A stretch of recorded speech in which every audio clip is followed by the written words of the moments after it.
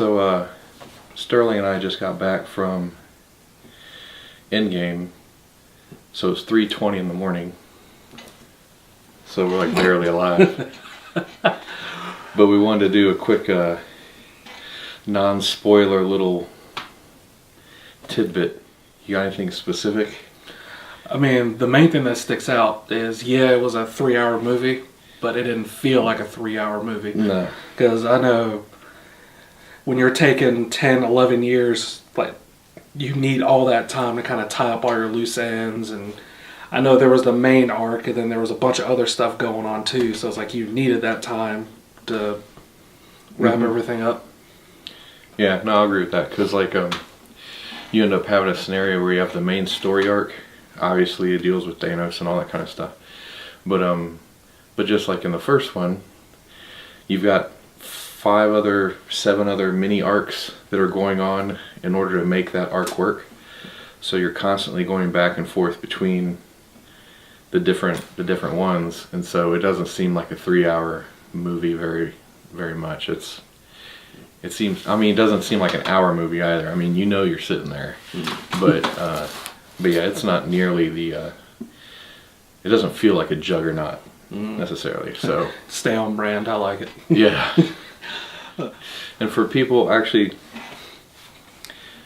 this isn't really a spoiler, but for all the people that were upset, for lack of better wording, at Captain Marvel as its own movie and all that kind of stuff, and that we're already trying to make predictions about this one, it's not the Captain Marvel show. So, rest easy, angry people. It was just, don't worry, it's not the Captain Marvel show. Everyone gets their time, within those arcs, and to make the plot work. So, but yeah, so everything seemed high quality. There wasn't any kind of, I didn't notice anything, at least in this first pass, and this stuff usually sticks out like a sore thumb to me, but because there was a trailer that we were watching in the beginning, and I leaned over to Sterling during a trailer for, was it Gemini? Gemini Man? Oh yeah, or something? the Will Smith thing? new movie coming out. I leaned over to Sterling and I said, this CGI sucks. Because, you could tell that something was off. And it might not be done. It might be just good enough for the trailer, but look better for the movie. I don't know. But the CGI for Endgame looks really good. I didn't see anything that, stood out. Like, in the first one, the part 1, Infinity War thing, when Hulkbuster's helmet opens up and Ruffalo's head is in there. Towards the end after the dust. And you're kind of like, it looks like that's kind of copied and pasted in there a little bit, or it's like the Scooby-Doo guy, but with the head that's inside the machine. But this, it didn't have any of that kind of stuff. Everything looked pretty good from what I remember. Nothing, in other words, nothing stood out as looking bad. So that was good. There's plenty of moments. I'm gonna say, towards the end, no spoilers, but you laugh, you cry. There was one dude that was losing his freaking mind, sniffling and crying. Yeah. Okay, so that dude was losing. So the dude to my left, the dude's almost bawling, which is fine. I mean, the other thing about this movie is, there's plenty of moments that, there's constant emotional, kind of trigger moments that go back to, obviously, the previous movies and plot points and things like that, for better or for worse. But there's a whole bunch of moments, and I would say it was almost equal. It was almost equal moments where the audience was either bawling, or one dude, I swear to God, a dude to my left, not that same guy, but a little further down, when a certain moment happened, maybe in the last quarter of the movie or whatever, this dude stands up and just goes, "Fuck yes!" It's so there's those moments where it's okay, there's a little bit of this, a little bit of good, and a little bit of bad as far as the, happy moments, sad moments. It is a good roller coaster. I mean, it's not just.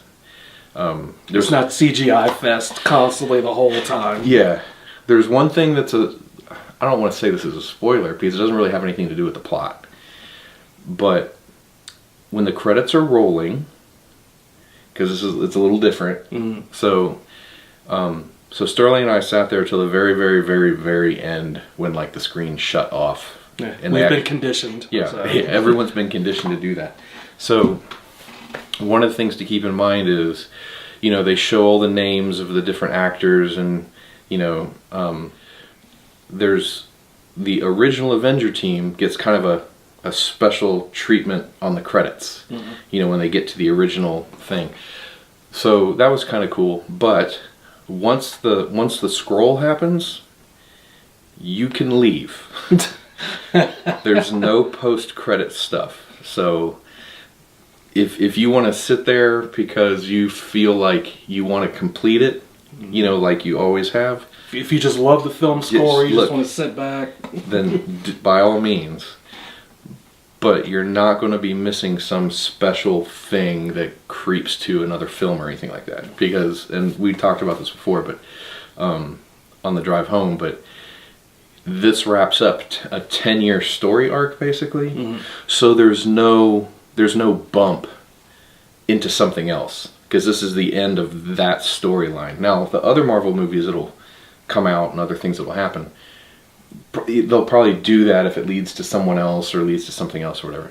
But since this is the end of the grand arc, then there's no post-credit thing. So once the Avenger credits roll that have the pictures of people and their names and and everyone's kind of like, cheering, their favorites and stuff like that.